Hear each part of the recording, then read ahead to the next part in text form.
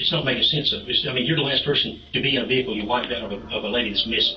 That sounds really fun. It does. That's why we're here. I've been real honest with you guys. I told you what was going on. The detectives managed to get Prince to admit he was with Edna on the day she disappeared. While Prince tried to convince them he was helping her meet a suspicious private investigator, they know it's a desperate attempt to deflect suspicion and distance himself from the crime. Prince insisted he dropped Edna off at her home, safe and well, but the detectives established that he was the last person to see her alive, and because of this interrogation, they locked him into a lie that would eventually lead to a chilling confession. When detectives search Prince's property, they find several automatic weapons. Because of his previous convictions, he's forbidden from owning any firearms. That means he could be facing a federal charge and be detained for even longer. While he's detained, they continue to search his land and find one of the most crucial pieces of evidence yet, a yogurt cup. This is the yogurt he bought shortly before Edna disappeared, and it's laced with a cocktail of drugs. Lorazepam, tramadol, and cyclobenzaprine can cause central nervous system depression when they're combined. When this happens, the body's neurological functions slow down. In other words, you're under sedation, exactly as Edna was in the parking lot when she was seen in Prince's car. After feeding her the laced yogurt, there's nothing Edna can do to stop him, and she's led away to her death at the hands of this sadistic killer. Prince begins to realize he's cornered and has nowhere to run, so they bring him back in for more questioning, where he makes a full confession as he admits to 3 more murders, including those of Lee Goodman,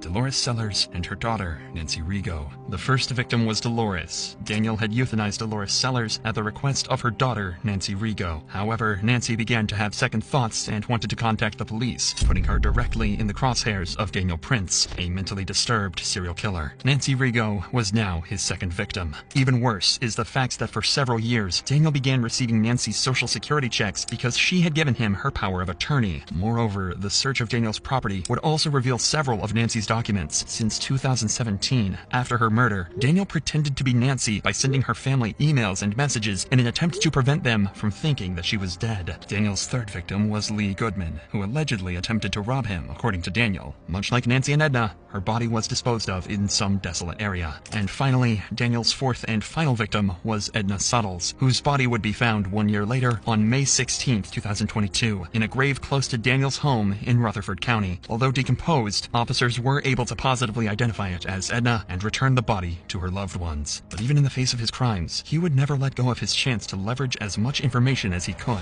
There was quite a lot of stuff found in your bee house. There could be a million explanations for some of that stuff, and I don't want to jump to conclusions. And if there's something that happened that you didn't intend to happen, let's talk about it. There are things that have to happen, and there are things that are going to happen. And I'm a realist, and I have acceptance of this. I would like a little